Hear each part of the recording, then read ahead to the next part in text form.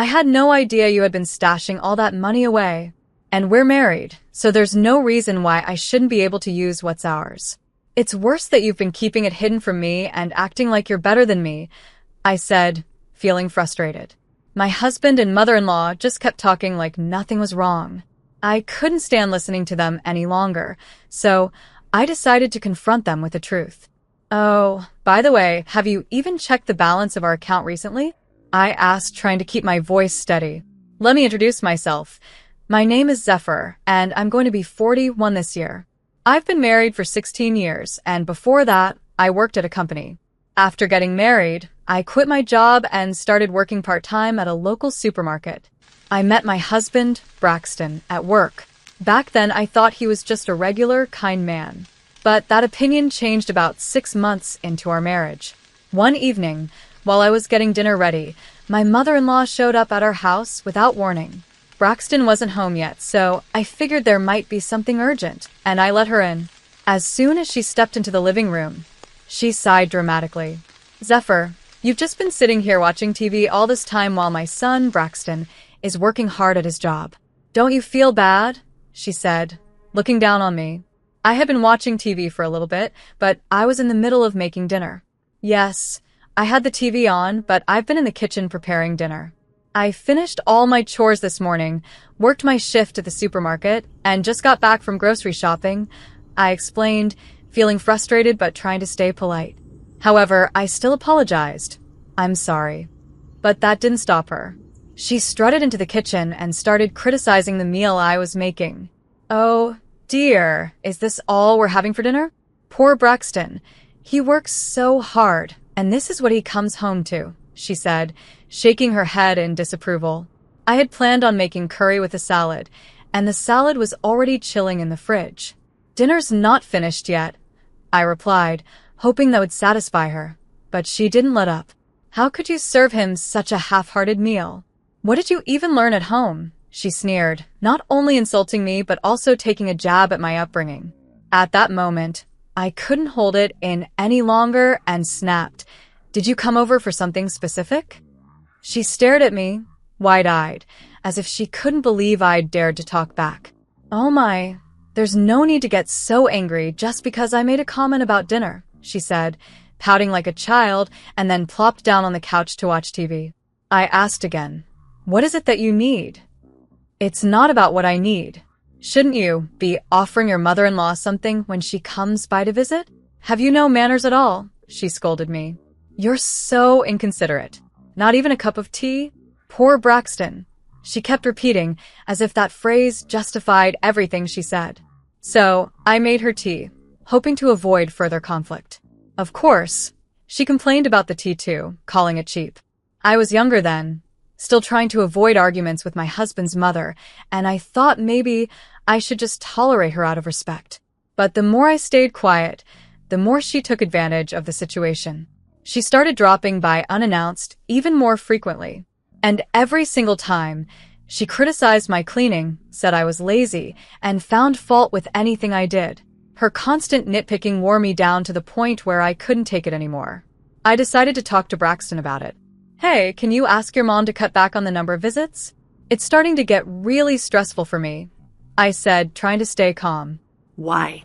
Is it such a big deal when mom comes over? He responded, seeming completely unaware of what I'd been dealing with. You've seen it yourself. No matter how much I clean or cook, she always finds something to criticize about me. It's exhausting, I explained, hoping he would understand.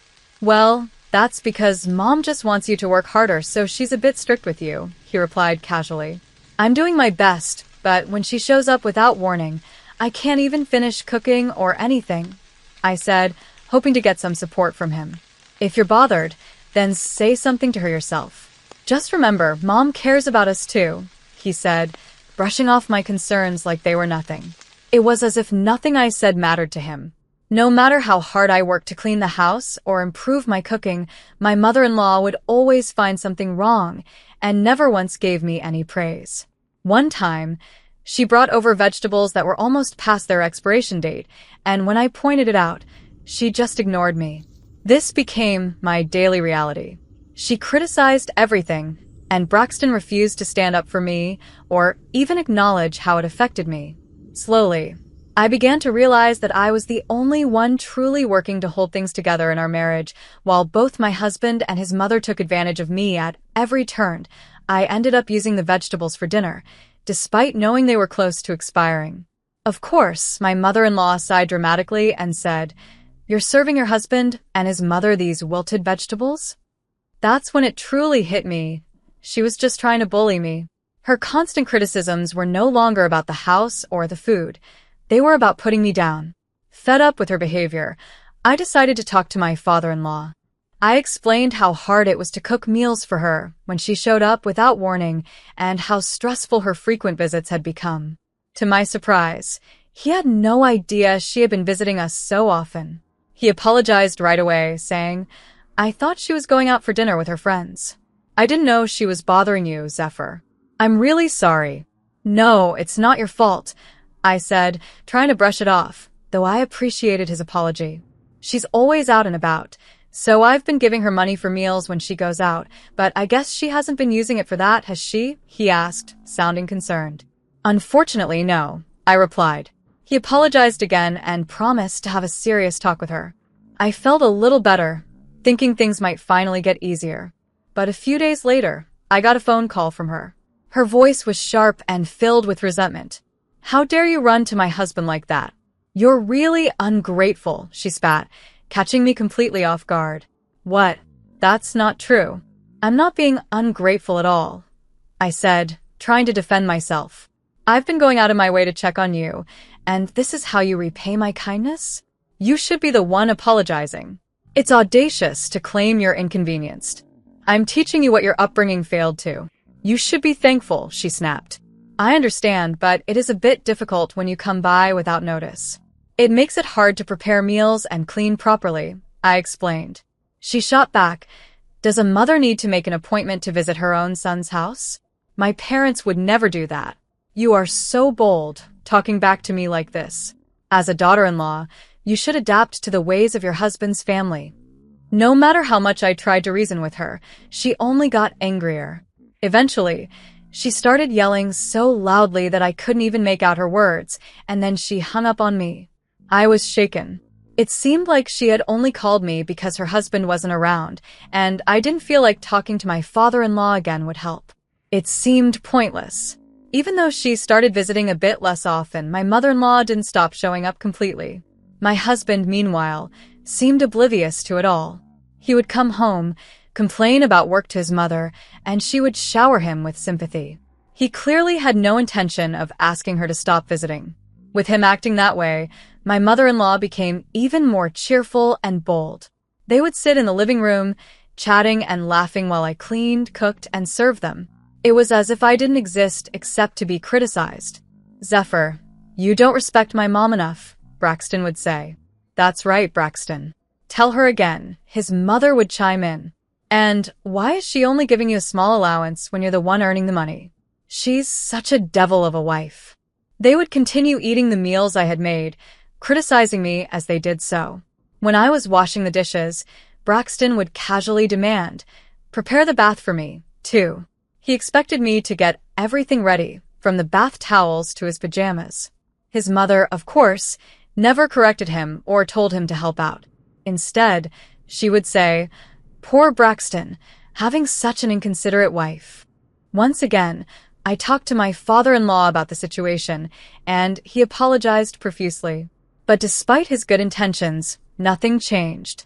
I was exhausted from trying to keep peace in the house while my mother-in-law continued to undermine me. Then, something happened that pushed me over the edge. One day, I noticed that the necklace my own mother had passed down to me was missing.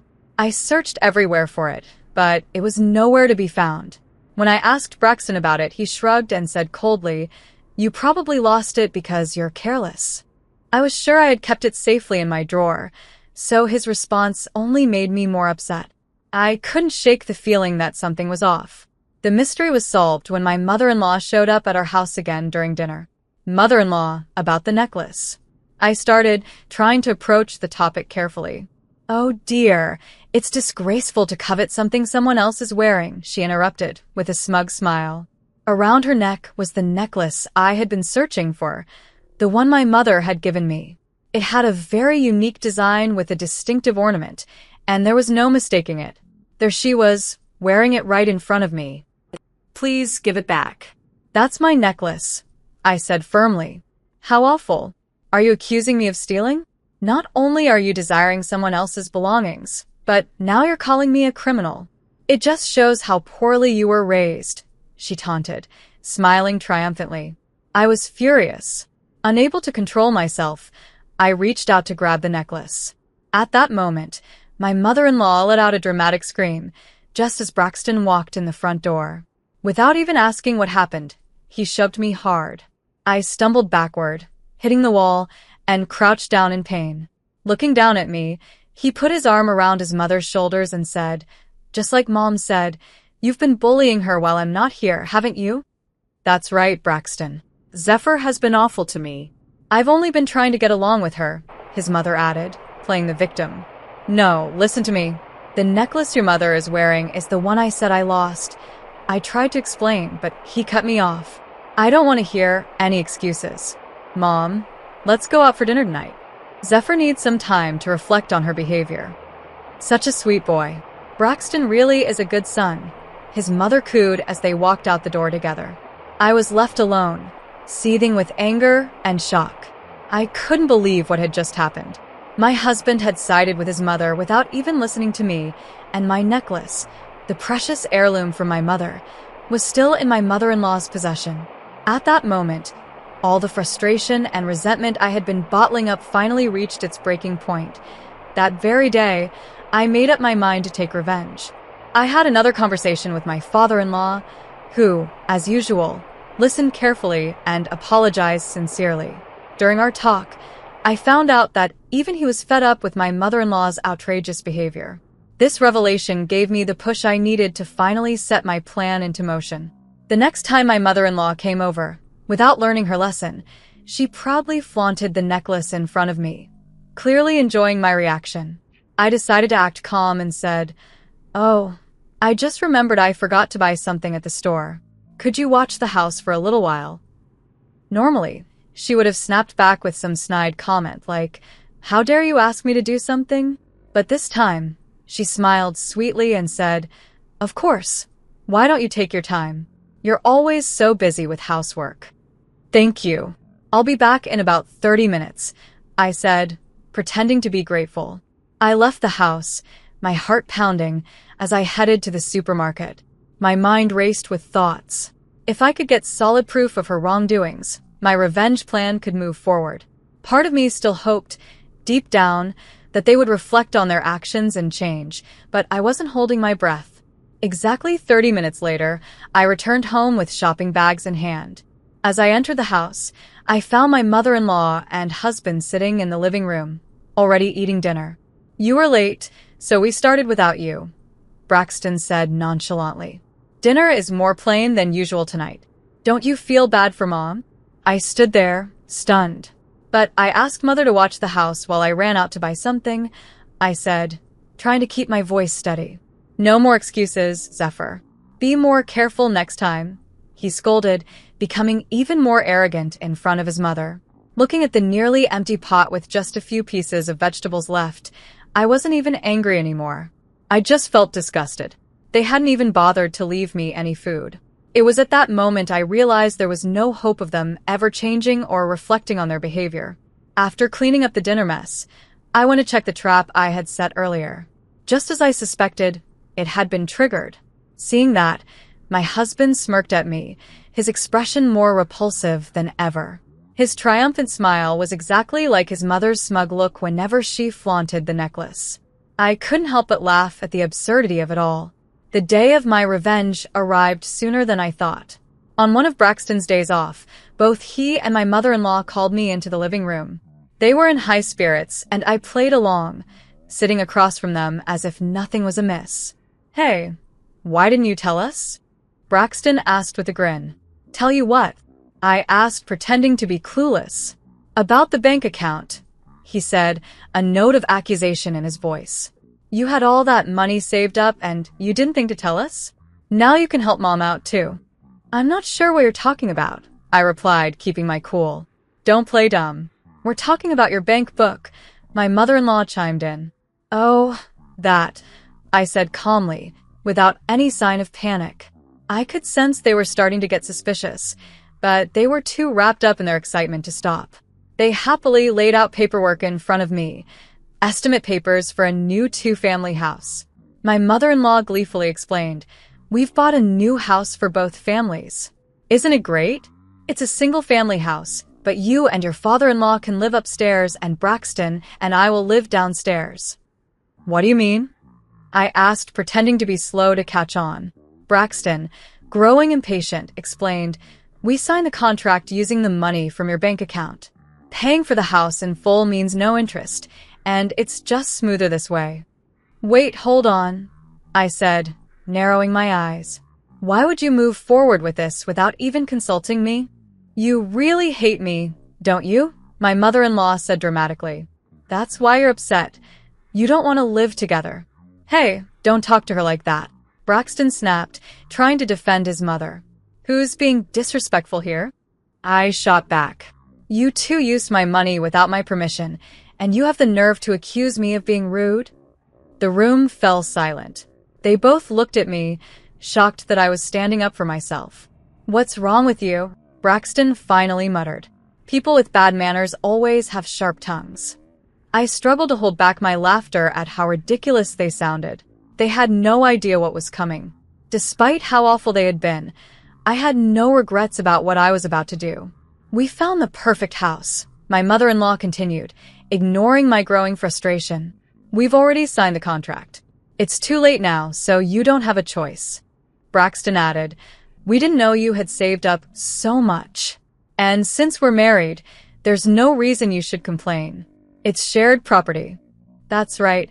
My mother-in-law chimed in again. Besides, it's worse that you kept it hidden from us. I smirked. By the way, did you check whose name was on the bank book? They both froze at my words.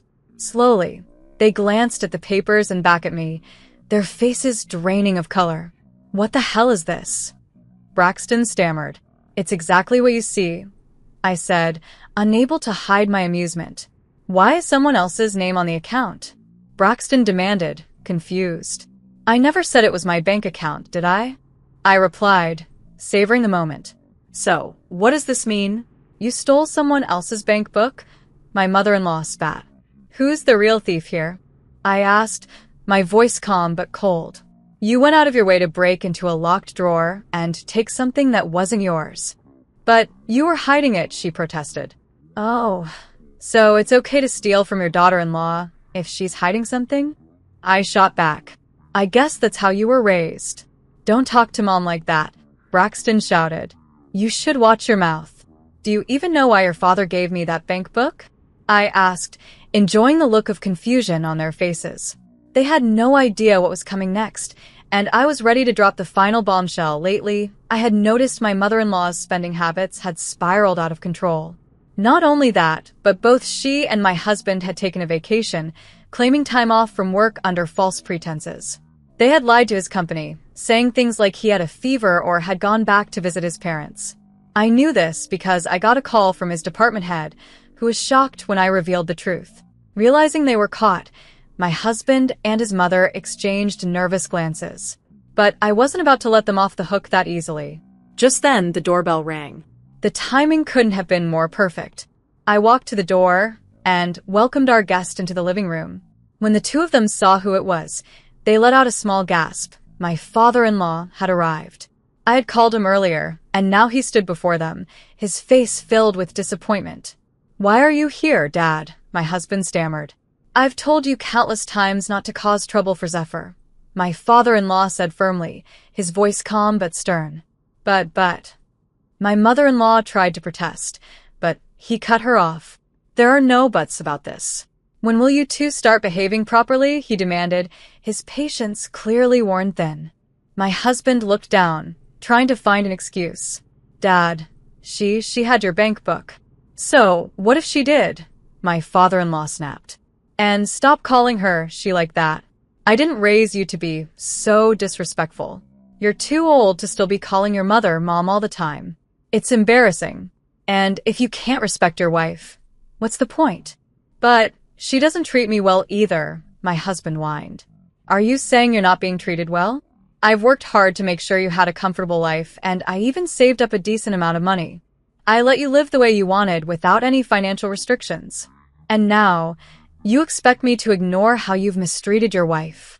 His voice was filled with disappointment, and each time my husband or mother-in-law tried to make an excuse, my father-in-law shut them down with even harsher words.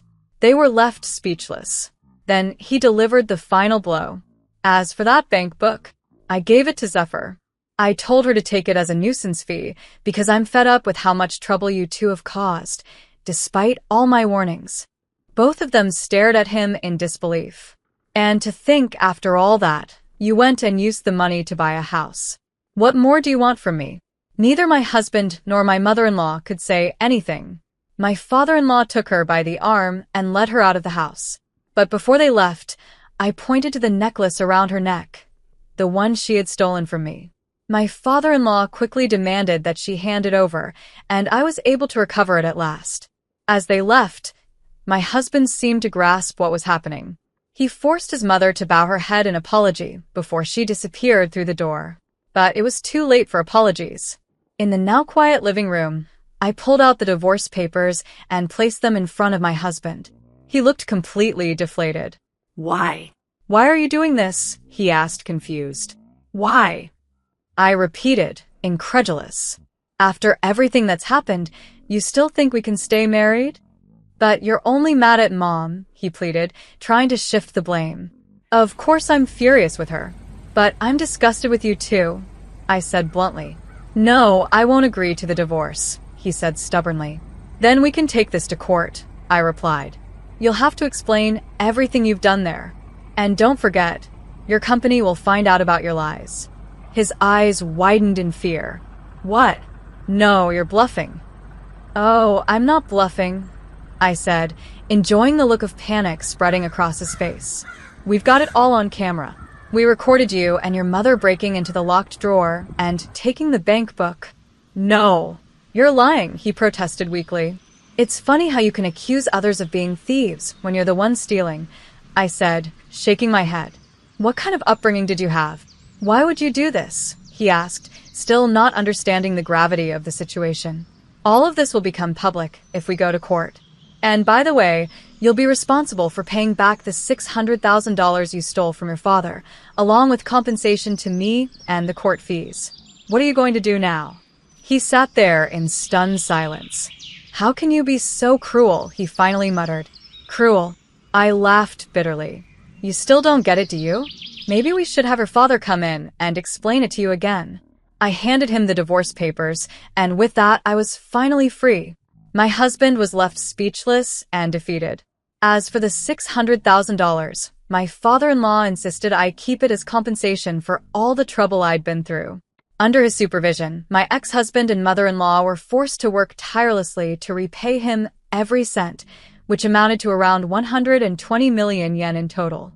A while later, I received an email from my ex-husband, sent from some free email address.